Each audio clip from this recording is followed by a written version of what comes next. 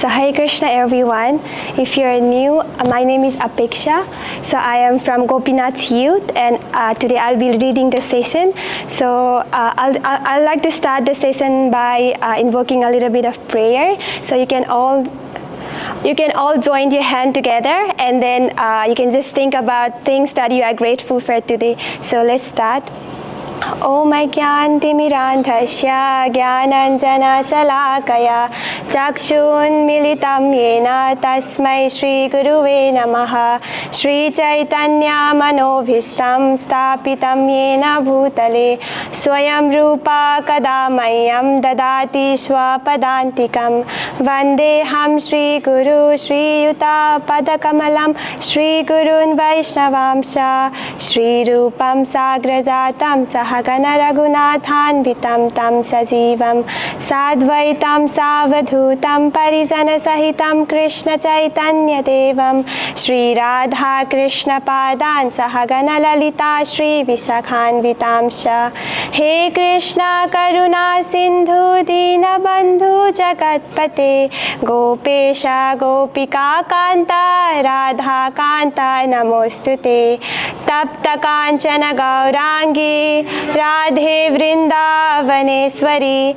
Vrishabhanusute Devi Pranamami Hari Priye Bangcha Kalpatarubhyasya Kripa Sindhubhya Evacha Patitanam Pavanebhyo Vaishnavebhyo Namo Namaha Namo Om Vishnu Padaya Krishna Pristhaya Bhutale Srimate Bhakti Vedanta Swami Niti Namine Namaste Saraswati Deve Gauravani Pracharine Nirvisesa Sunyavadi Pashyatya Deshatarine Jaya Shri Krishna Chaitanya Prabhu Nityananda Shri Advaita Gadadhara Srivasadi Gaura Bhakta Vrinda Hare Krishna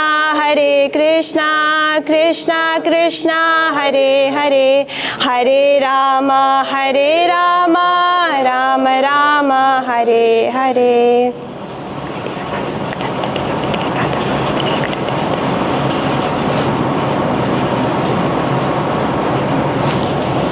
So Hare Krishna. Okay, I'll just write. So Hare Krishna everyone. So last time Preeti Mataji spoke us about devotional service. So let's do a little bit of recap. So those who were not here that day, so they could also know about it. So let's do a little bit recap for our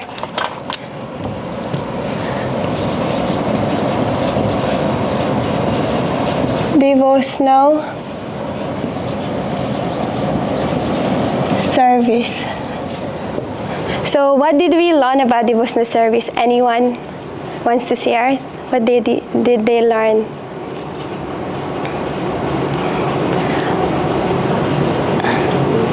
That it can be done at any time? Sorry? It can be done at any time? Yeah, it can be done at any time. It doesn't have any restriction, like limit, like you can do it anywhere, anytime.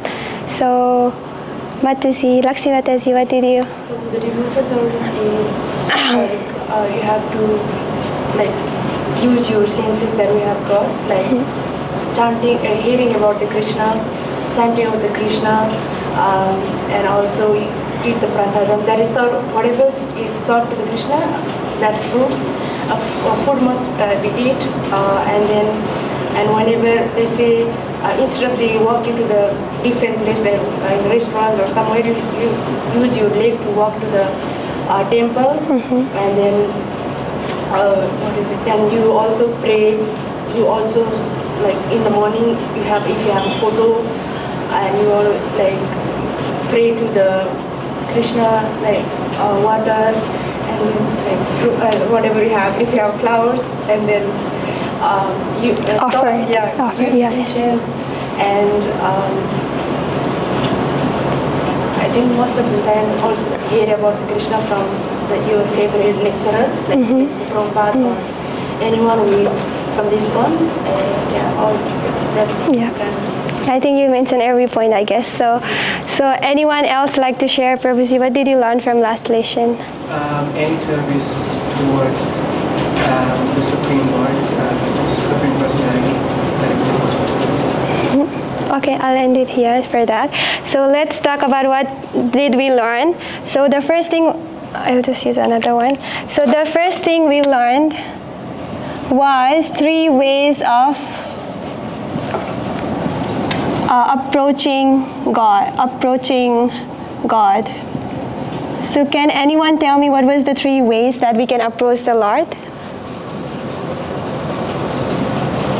Okay, then I'll tell you. It's okay. So the first approach we learned is Brahman. The second one is Paramatma. And the third one was Bhagavan. So these were we learned last time, these were the three ways that we can approach the Lord. So Brahman means the light coming from Krishna, Paramatma is the localized feature of the Lord, and Bhagavan is the Supreme Lord. So these were the 3 things we learned, and we also learned about 9 ways of devotional service. So that was Shravanam, Kirtanam, Vishnu Smaranam, like doing service, doing hearing, chanting, doing seva, and everything was under this one. So we also learned about 9 ways of doing devotional service. And the other thing, as Mataji mentioned, I'll just grab this first.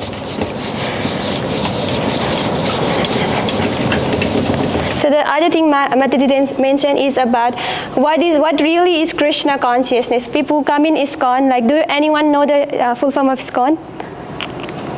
International Society for Krishna Consciousness. So yeah, the Krishna consciousness is added. So what is Krishna consciousness? So Srila Prabhupada makes it easy and says that just Krishna consciousness means adding Krishna. And we talked about this last time as well. So we eat. So eating Krishna equals to eating prasadam. Food for Krishna. Let's do food for Krishna equals to eating prasadam. So music plus Krishna means kirtan. So like this, adding Krishna in each and every part of our life, that makes everything spiritualized, and that is Krishna consciousness. Because right now our mind, our consciousness is filled with so many material desires, so many material things. But Krishna consciousness means adding Krishna in all those desires so that it can be purified and we can offer it to Krishna. And that will also help us purify ourselves. So prasadam, after eating prasadam, our mind gets purified, our heart gets cleansed. After listening to kirtan, like we did, like it really cleanses our heart. So these are the things how we can add Krishna into our life by adding. So we don't have to leave anything, we just have to add Krishna. So little by little, if you add Krishna, then you can experience the joy of Krishna in your life. So now we talked about devotional service. Now I would like to talk about a little bit about human form of life today. So according to our scriptures, this human form that we have got here is very, very rare. So can anyone tell me how many species are there according to our Shastra or scriptures? 8.4 million. 8.4 million species. So there are 8.4 million species. And after going through all those species, at last, we take the form of human life. So there is one Acharya who has sung a bhajan. Hari Hari Bifale Janama Gonainu, Manushya Janama Paya Radha Krishna Nabhajiya, Janiya Suniya Bishakhainu. So what does that translate to is, you have got this human form of life. And if you don't utilize it to chant, glorify the Supreme Lord Radha and Krishna, then you are knowingly drinking poison. So it's mentioned that human form of life is so rare. and we look at ourselves and we look at all the things we haven't got in our life. We feel like maybe that person is better than us. Maybe I could be as richer or as beautiful or as intelligent as the other person, without realizing how much we have got. Like getting this human form of life in itself is a mercy or a boon that we have got, and we should recognize this. So we always see others, and this said like the grass on the other side is always greener. So everyone have their own difficulties, own challenges, everything. So just by getting human form of life, we are so fortunate, and we should always be grateful to Krishna that we have got this human form of life. So then how do we utilize it? So why is human form of life special than other forms of life then? Prabhuji, sorry. Because after 4 million lives, we invested human form of life at last.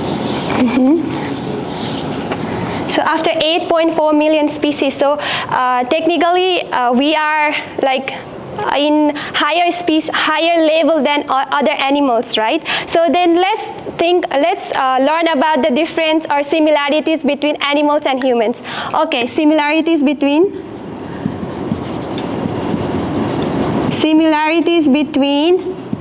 animals and humans. So okay, then we say ourselves we are better than animals. Then let's find out what are the similarities between animals and humans. So do anyone know about this? What are the similarities between us and animals? Sleeping. Okay, let's put this into the category sleeping. Do animals sleep? Yes, they do. And what about humans? They do. But they do in a little bit fancier way. So we need a house, a room, a nice bed, nice bed seats. Teddy bear. Yeah. Mattress warmer. Teddy bear. Okay, mattress and all the things. So animals, what about animals? What animal need for sleeping? Nothing. They can just lie down anywhere, like anywhere they want. They can just really lie down. Yeah. So what are so technically we can see that sleeping, even animals sleep and humans sleep as well. So what are the other things that similarities between animals and humans? Eating. Okay. So what does animal eat? What are the things that animal like? Anything. Okay, I'll just put anything. So what are the things that humans like? What are your favorite food? Pizza. Okay. Currency. All the things, and it will go on and go on and go on, no ending. So another thing is animal also like to eat and human also like to eat. Then what are the other similarities? Body parts. Body parts? Similar body parts. Okay, like, okay, I can mating, okay. Sounds. Yeah, that counts too, like eyes, similar eyes, hands, yeah. So another is mating. So animal also like to have their offspring, and humans also like to have their offspring. So it's also similarity. So even animals do mating, and even humans have their children and their offspring. So what are the other things that's similar between man and animal? Both die. Yeah, both die, yeah, okay. Sorry? Emotions, okay, emotions, I'll count that as well, because, yeah, it is like we have similar emotion, like even other animals have emotion. They cry if their loved ones are away from them, so the emotions are same. I'll write somewhere here. Okay, I'll just write here, emotions. One thing is missing, can anyone tell me? Defending. So animals also like to defend themselves. Have you seen an animals fighting together? Yeah. And have you seen humans fighting together? Yes. Yeah, so all the principle here, animals and humans have the same principle. They sleep, they like to eat, they like to mate and defend. So what if I call you animal today? And what if I call you dog today? Will you agree? So yeah, when I was small, like I have my sibling and we used to fight together, and then I used to call her dog or monkey, and she used to call me monkey or pig or something anywhere. So we used to take the name of some animals to make other person feel humiliated. But today we learn that we are the same. So what are the differences then? We do all the similar things, but just slightly in an advanced way. So what are the differences then? We can think intelligent. Okay. Intelligent. Oh my God. What if I rub this? I'll just make a space.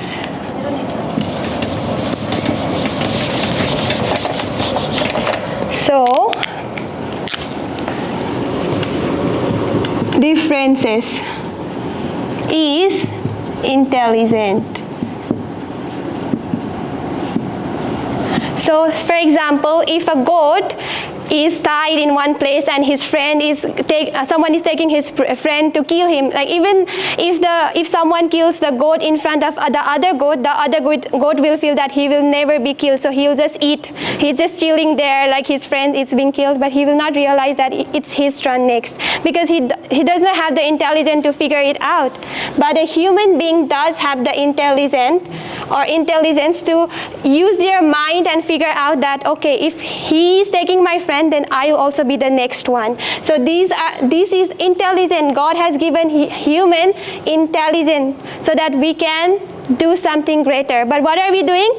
We are sleeping, but in a fancier way. We are eating, but in a fancier way, using our intelligence to make different robots, or to make different material objects, so that could help us to do all those things: eating, sleeping, defending, and mating. So but Bhagavatam says that human beings have got the intelligence, and that should be used for something else.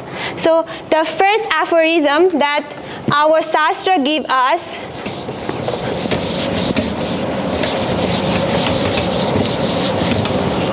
is Athato Brahma Jigyasa. This means you have got this human form of life, so you have to inquire. You have to use your curiosity. Have you seen a child? They will ask you always, like, I work in a childcare, and the child, they will always like, why are you doing this? Even if I do something, like, even if I laugh, they're like, why are you laughing? Even if I do some slightest thing, they are like, why are you doing this? They are always asking why. But as we are growing up, we tend to believe that I have to go like this. I have to go with the flow that others are going in. So we don't question anymore. We try to believe that, okay, I have to accept things that others are accepting. Others are suffering, so I think I also have to suffer. But our Shastra says you have got this human form of life, which is very rare. You have got higher intelligence, so you have to use this for Athato Brahma Jigyasa. Albert Einstein says, I'll just give me a second. I'll just quote the exact thing that he says. So Albert Einstein says that never stop questioning. Curiosity has its own reason for existing. Last time one Prabhuji asked, like, I'm very, very curious. Like, is that okay? Yes, is it absolutely okay? Because our Shastra said you have to inquire. This is where you can get the answers and how you can, move forward, progress. Curiosity is very, very important. You have to ask different questions and move. That's how you will learn and grow. So I'll quote the verse that is quoted in Shastra. So it goes like this: Ahara nindra bhayamai thunamcha samanyam etat pasubhir naranam dharmo hi tesam adhiko niseso dharmena hina pasubhi samana. The activities of eating, sleeping, mating, and defending are common in animals and human beings. Human beings are considered superior only when they inquire about the absolute truth. Otherwise, they are considered as good as animals. So our Shastra always encourages us to ask questions, to be curious. how did Bhagavad Gita, we have Bhagavad Gita. What made Krishna speak Bhagavad Gita? Because Arjuna was confused, he was in a battle fight. So he asked Krishna, he questioned Krishna, like, what is my dharma? What is the purpose of my life? And in answer to that, Krishna gave the whole Bhagavad Gita. We have heard about Bhagavad Puran or Bhagavatam. How did it start? Because Parikshit Maharaj, who was about to die in 7 days, he questioned his speaker that what is the duty of someone who is dying who is about to die? What is his duty? So he wrote the whole 18,000 verses, and that is Srimad Bhagavatam. So our Shastra has always been like, it is encourages us to ask question, because if you don't ask question, you may come here, you may learn something, but it will just be a blind faith. You will not have a strong base that, okay, I'm following this, but why? So as I mentioned already, so question gives us clarity, so we should, and it helps us to develop real faith, not a blind faith. So do you know what is blind faith? What is blind faith? Answer Mataji, what is blind faith? Following someone like you don't know anything, like you're just doing something because that person is saying you. Okay. Anyone like to add something more about it? Someone without being curious. Okay. So then what is real faith? You know the exact reason why I'm following this path and why I'm following these things. Yeah, that's correct. So blind faith is when we follow someone because the someone we follow have their own mental speculation. They have created their own things. So we just follow them. But it does not have any proof in Shastra or scripture. It's just that the person just manifested or developed a new thing. So we follow that, then that's a blind faith. And also it's without basis. And if something happens to that person, then our faith will also degrade. Like it will not have any foundation there, as I mentioned already. So the real faith is when we put in something that is coming through parampara. So Bhagavad Gita was spoken by Arjuna to Krishna, by Krishna to Arjuna. So like this, the parampara is coming and we are hearing like that. So that is the real faith. So the real faith will have the source coming from a very bona fide source. So that's the real faith. So let's go to the Bhagavad Gita and let's go to the sloka 8.15. Anyone? 8.15.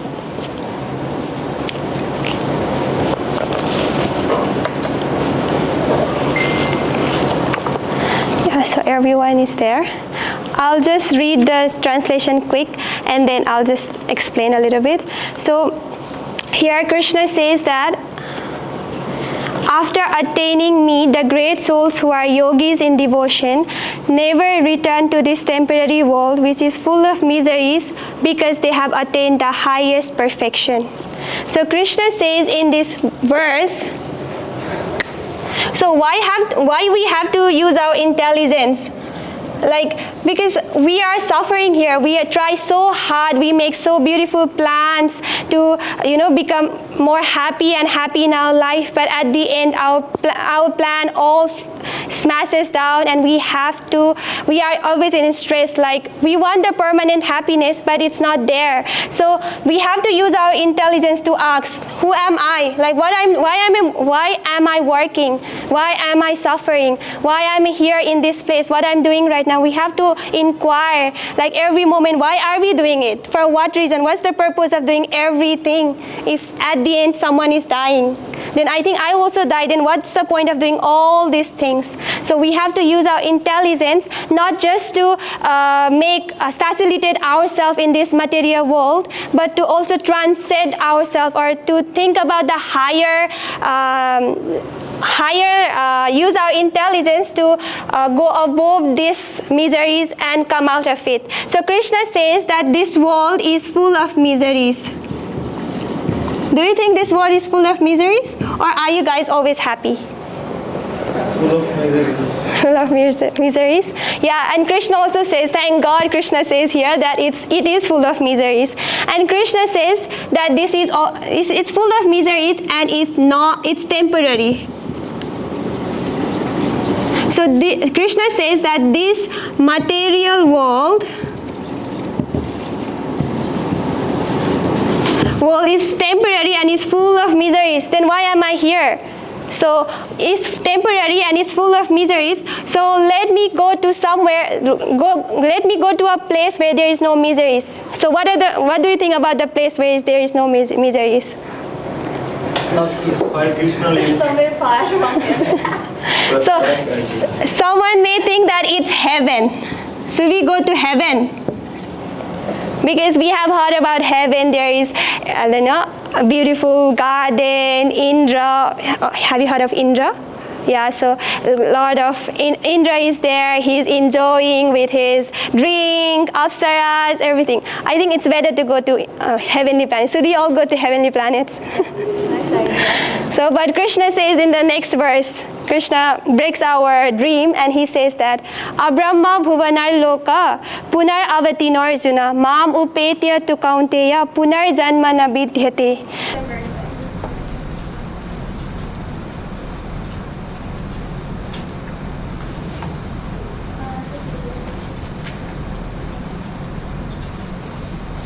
It's at 7:15. I'll just write the verse.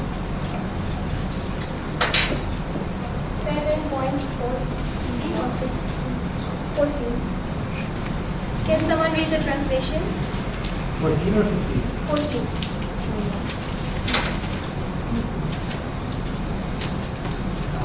This divine energy of mind, consisting of the three modes of material nature, is difficult to overcome. But those who have surrendered unto me can easily cross beyond. So yeah, Krishna says that the divine energy of mind, even this is also energy of Krishna. So this consists of three modes of material nature. This is material world, is very difficult to overcome. But those who have surrendered unto me can easily cross beyond it. So within this world, we are in this world, and it is full of miseries. Krishna says this as Dukhalaya Asasvatam. So let's go to this verse again. Sorry, another verse. Where Krishna says this is Dukhalaya Asasvatam.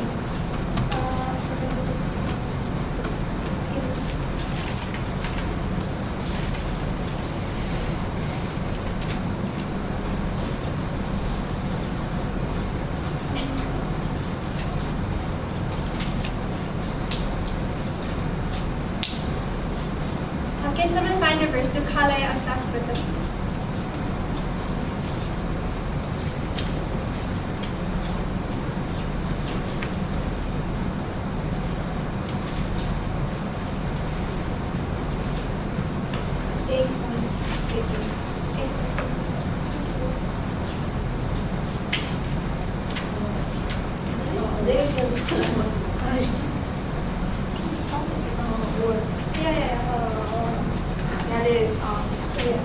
So Mahupetya Punarjanma Dukhalayam Asasvatam. So Krishna himself says that we have already talked about it actually. So this world is temporary and it's full of miseries.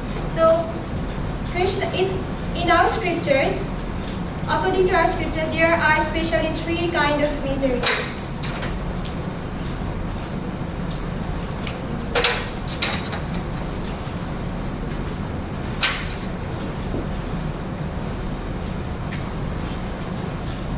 Kinds of miseries in this material world. We're talking about miseries, so within this material world, there are three kinds of miseries. So one is Adi Atmic. So the Adi Atmic misery is the one that is given to us by our body and our mind.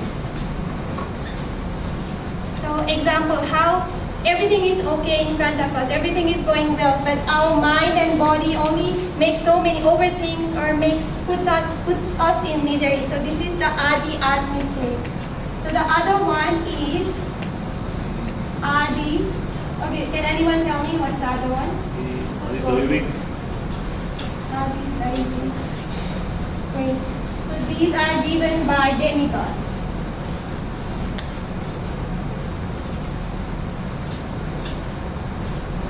So what are the examples? Natural disaster. Like, we don't call them, but it's given by demigods. So the other one is Ansuman, what's the other one? Adi Bhautik. Are you Anshu?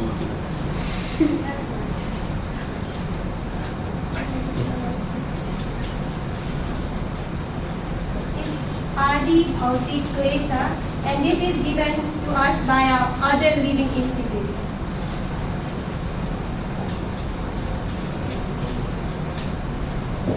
Like mosquito, we haven't done anything to him, but he comes and irritates us, right? So this is the Adi Bhautik Klesa given by other living entities. So like we are all suffering through some kind of misery or distress. So if you really stress up and if you like put in the category, it comes under all these categories. If like it can be Adi Atmic, Adi Daivik, or Adi Bhautik. Like someone, it's either body or mind, either some demigod, natural disaster, or either some other living entities.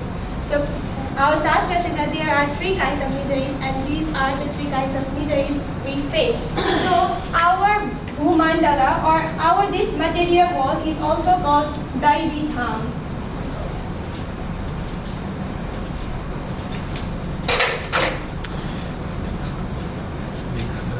Daivi Dham. So have you heard of Durga Devi? So Durga Devi is in charge of this. It's so rough now. This Durga Devi is in charge of this material world.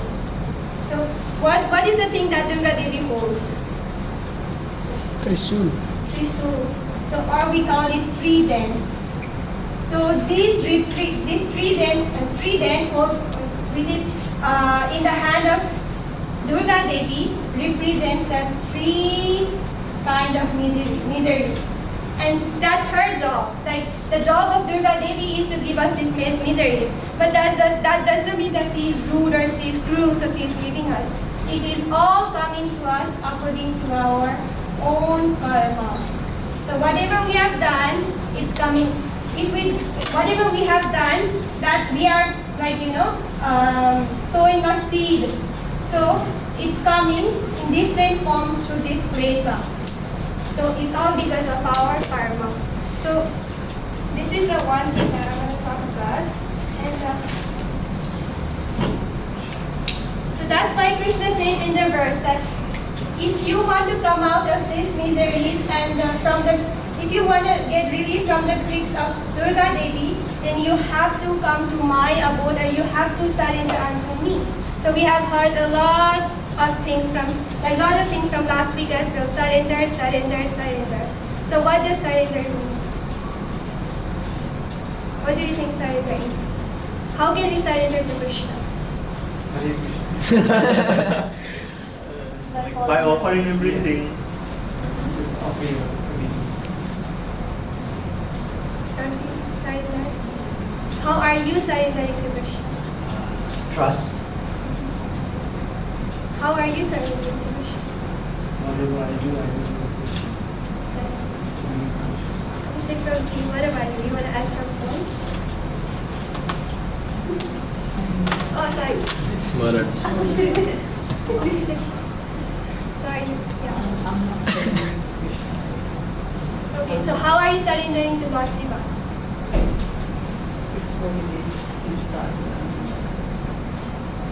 So yeah, surrender. It's very heavy word, I guess. I'll just drop this one. So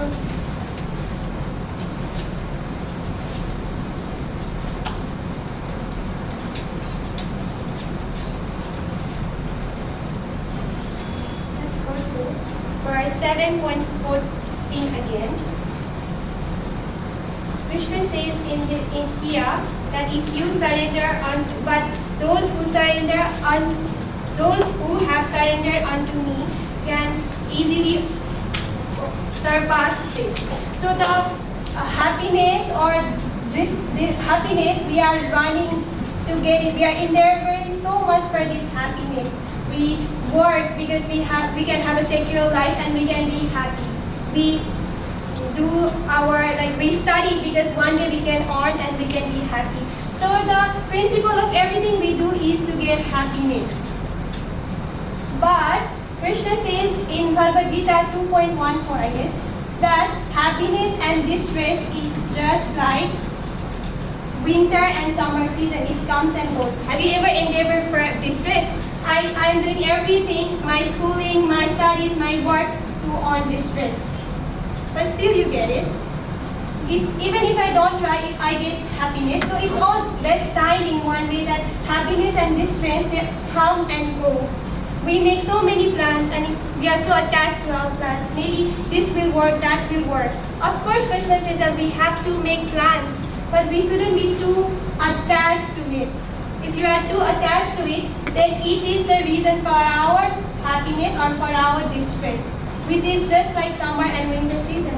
You don't even have to endeavor it, it will come automatically. Like it just comes uninvited. So these are the happiness and distress, or the miseries in our life, distress comes automatically without even endeavoring. So,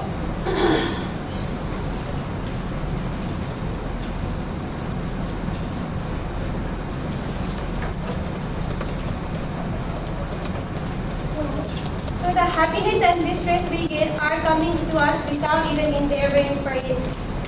Distress.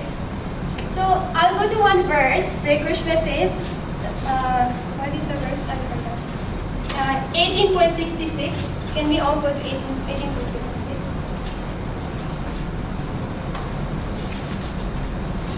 Oh, actually 15.15. Sorry.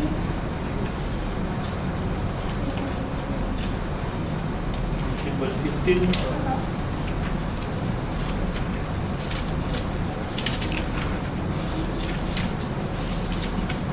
15.15. So here Krishna says, okay, you will. I am seated in everyone's heart, and from me comes remembrance, knowledge, and forgetfulness. By all the Vedas I am to be known. Indeed, I am the compiler of Vedanta, and I am the knower of the Vedas. So Krishna says here in Bhagavad Gita 15.15, the slok is so, like, I love this slok, so I'll just recite it. It goes like this. Sarvasya taham vidisannivishto matta shmritya namago hanamcha vedaishya sarve nahameva vedyo vedanta veda videva chaham. So Krishna says, I like to focus on the three things Krishna says, that I give remembrance, from me come remembrance, knowledge, and forgetfulness. Okay, remembrance. Okay, Krishna gives me remembrance. That's right, that I can remember things. Krishna gives me knowledge. Okay, I need intelligence to progress in my spiritual path. Remembrance is progress. But what about forgetfulness? Is forgetfulness good? What do you think? Sometimes. Why is it? In what sense is it is good? The pain. The pain. Yeah. So we're talking about distress. So Krishna, we feel when we are in this stressful situation, we think that, okay, this is the end. I think my life, I think this is the end. I think I don't see anything further. But after 1 day, after 2 day, after 3 day, after 4 day, and we again start feeling happy. We are like, I was feeling sad. I think I'll just hold on to it. But with time, we forget everything, and we even become happy. Like happy after some time, we go to our normal job, or we do things normally. So even distress, even if you try to hold the distress, it's not gonna last. It's gonna go away. So Krishna gives us forgetfulness so that we move on in our life, so that we can move on. How many times we have felt so low or felt so demotivated, but still with the help of forgetfulness that Krishna has given us, it helps us to move on in our life. We are not stuck in one position. It helps us to move on. So that is surrendering. So as we're talking about surrendering, this can either be a noun or a verb. So surrendering, you can forcefully do it, like because Krishna says, or you can do it because I love Krishna. So you're doing, as you mentioned, you're doing everything for Krishna. That's surrendering. So within this world, how many times we have given our trust to someone? How many times we have given our faith to someone? How many times we have given our, love to someone? But every time, is it like the reciprocation? Is it the one that we expect? Like, is it the same that we give? We always feel low, or we always feel that this person is not responding to me or reciprocating to me in a way that I wanted. I think I'm doing more from my side, but that person is not doing, or that thing is not doing. We are just putting our faith in everything. So Krishna says in Bhagavad Gita, why don't you put that trust, put that love, put that faith, the same love, same trust, same faith in me. He just asks for the same faith that we put on everyone else. Why not me? So Krishna says, Sarva dharman parittajya mamekam sharanam vraja aham tvam sarva papebhyo mokshayishyami ma shuchaha. If someone tells you, like, we always want to be friends with someone who is famous, or someone who is very good looking, or someone who is very rich, or someone who is very talented, or everything. So we want to be their friend, right? So Krishna says here in Bhagavad Gita 9.29.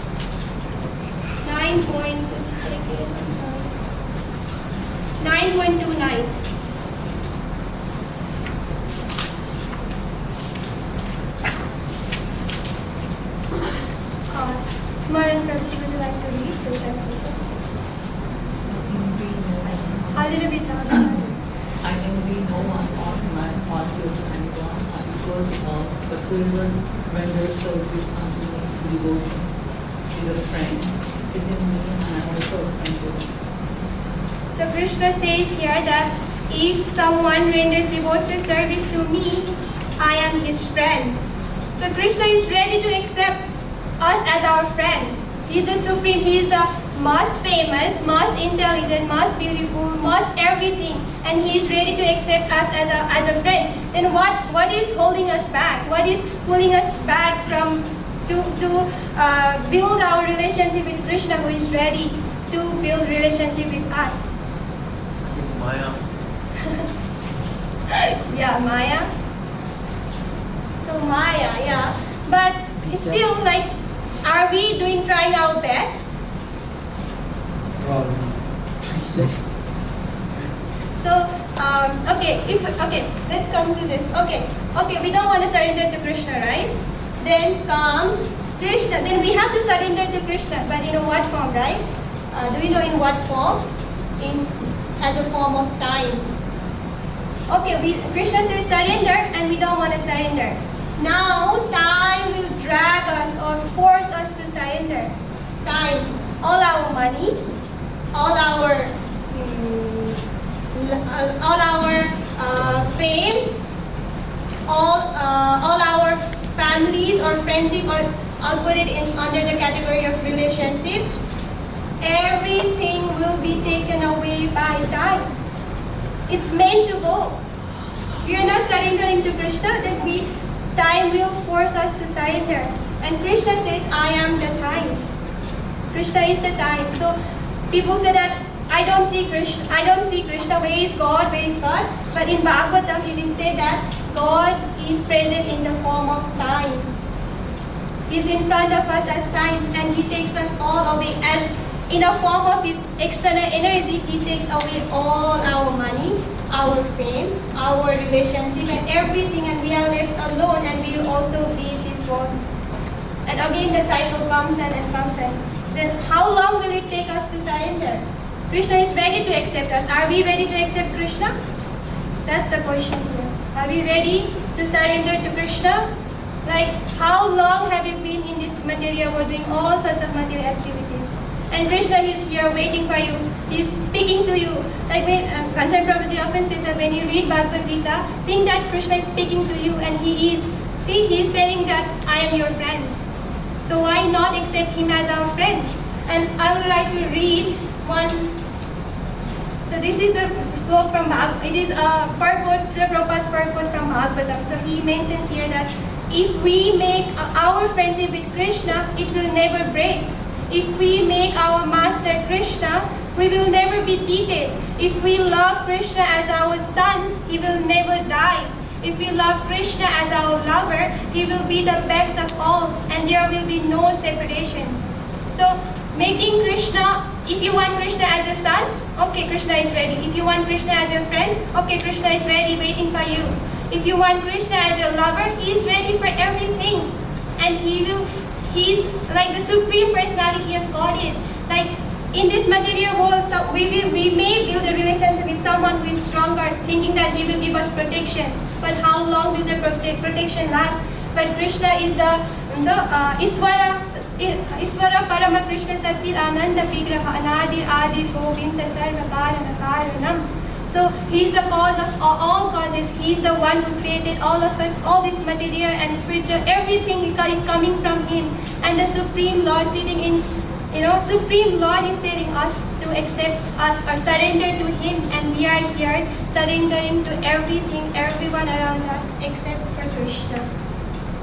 So that's why I like to end by talking about another verse. Daivi is Devi Shumai Maya. 9 point.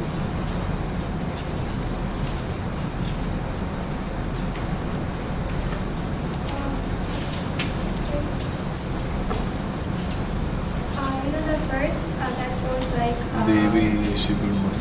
Mama Maya Duratya. Maya. That one. the other one where Krishna talk about Srimati Radharani a little bit. Daivi Prakriti Ashrita. It goes like 9.7, I guess. Sorry. What was the first line? 9.13. Yes.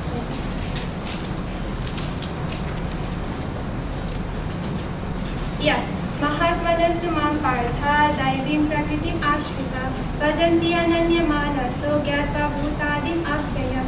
So Krishna, he calls every one of us here Mahatma. So what is Mahatma? The great soul. So the translation is, O son of Pritha, those who are not deluded, the great souls are under the protection of the divine nature. They are fully engaged in devotional service because they know me as the Supreme Personality of Godhead, original and inexhaustible. So we talked about how we are in the material world, but as soon as we do devotional service, then we will be under the protection of Krishna's internal energy,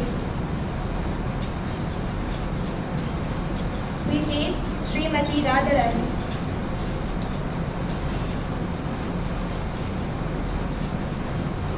So instead of being, after doing devotional service, instead of being in the control of material nature, we are Durga Devi, which is Krishna's external energy. We will be under the protection of Krishna's internal energy, that is Srimati Radharani. And all our devotional service that we do are offered through Srimati Radharani to Krishna. So Krishna is gonna take us out of this material world and bring us to our spiritual mother, who is Srimati Radharani, who is gonna take care of us and help us to love Krishna. So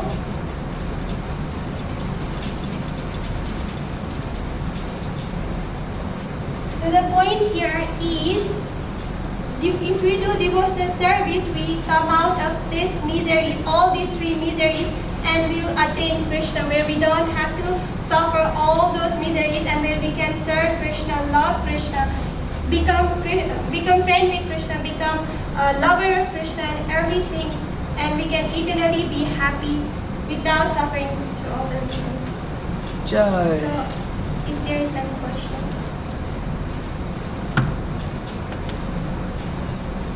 If there is no question, then I'm going to ask you the question. We talked about... You said, if you plan something, you need to just work out in your favor.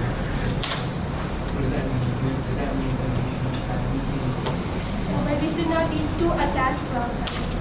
Like, it should go this way. If it doesn't go this way, then, I will not not, I will not survive, or I won't see anything for this. So Krishna says we should have our plans, and how can we move forward? We should have plan what we're gonna do and everything, but we should not be too advanced.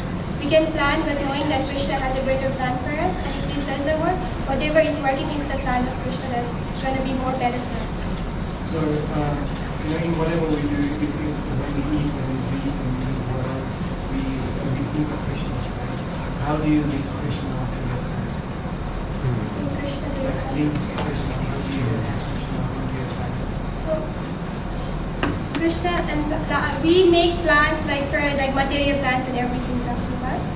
So we can tell the Krishna like the plans we are making, we can connect it to Krishna, because if the goal is if the goal is I'm gonna do these things because it will help me in my devotional life, or it will help me to have a stable life so that I can serve Krishna better. So that's how you add Krishna, like because within your plans there is also Krishna added, because you're thinking that if these plans work, if I'm gonna earn this money, then I can do my devotional service properly. If I get this stable job, then I can serve Krishna properly. So with this mood that if whatever my plans are will help me in my devotional service, will help me come closer to Krishna, then that's how you add, if it makes sense. Yeah.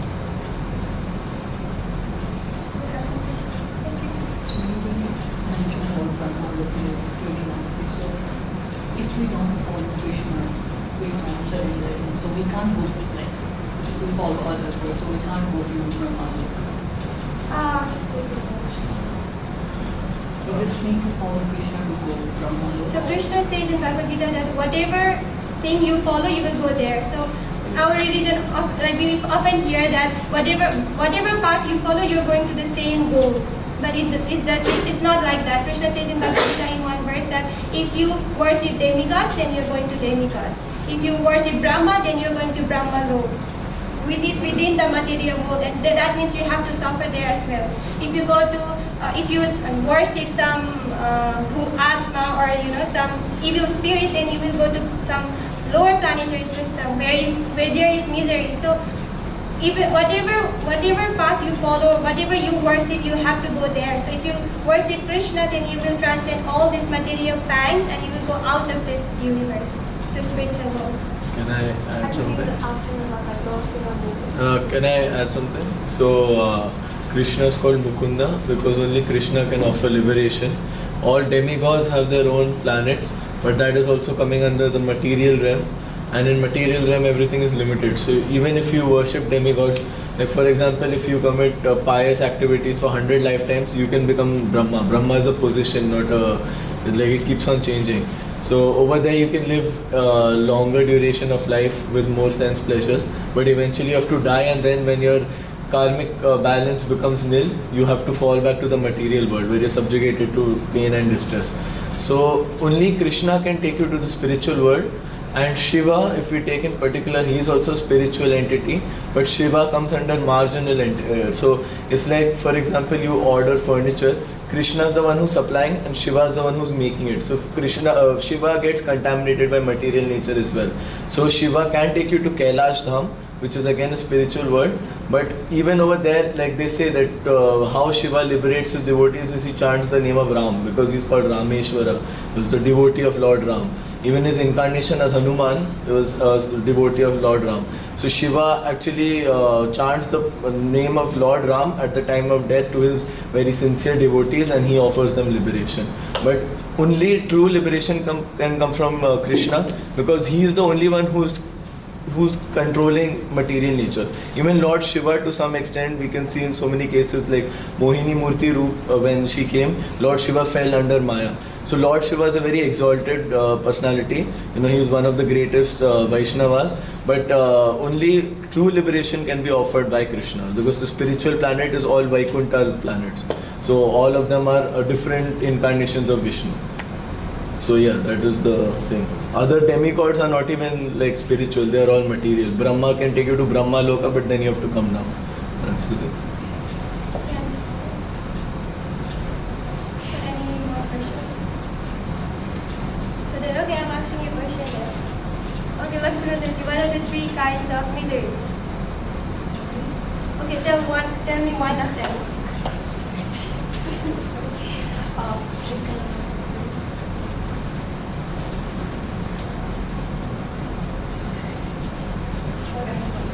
It's alright. You can say anything that you remember.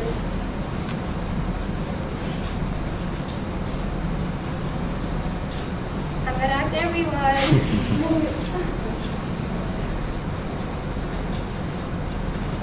Okay, you can think about it.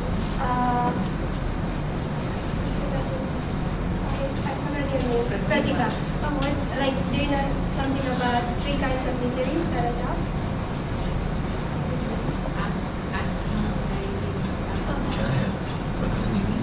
Yeah. It was Adi, Atmik, Adi.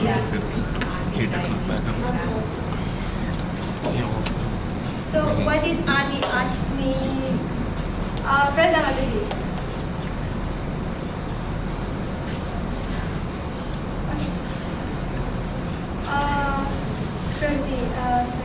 Susan first. What is Adi, Atmik? One is natural disaster, second one is natural disaster. The second one. I don't know the next, sorry. So that is natural disaster. Yeah, above is created by, not from demigods. No, that's the thing, the natural disaster. Yeah, it's from your intelligence. Okay, mind and body. Yeah. So Atmik, so the Atma is all Atmik. You can see the drum here, you can use the drum Atma here. We also refer to our body or mind as Atma in Bhagavad Gita. We have heard like how Atma is also associated with body and mind. So here it talks about how our body and mind will give us suffering. So what's the last one? Sorry, can you Adi Bodhi. Wow. Good job. Okay, then I'm gonna ask Preeti that you want to add.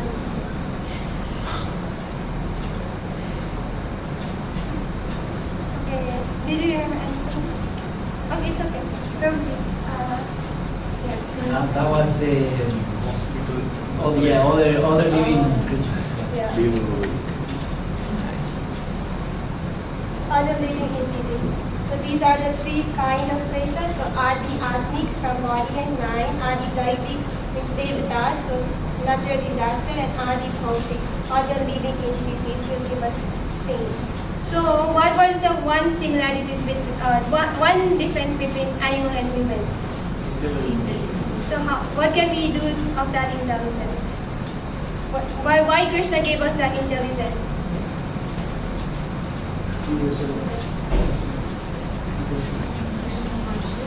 To become Krishna conscious? Yeah, so to use that intelligence to not just facilitate ourselves in this material world, but to think about how we can come out of this material world. So that's the use of our intelligence.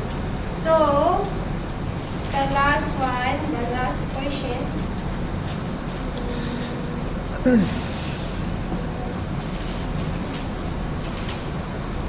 So about how many planetary systems are there? 14. 14. So out of them, where are we? Bhuvandam, the middle. Yeah, it's the middle one. We are in the 7.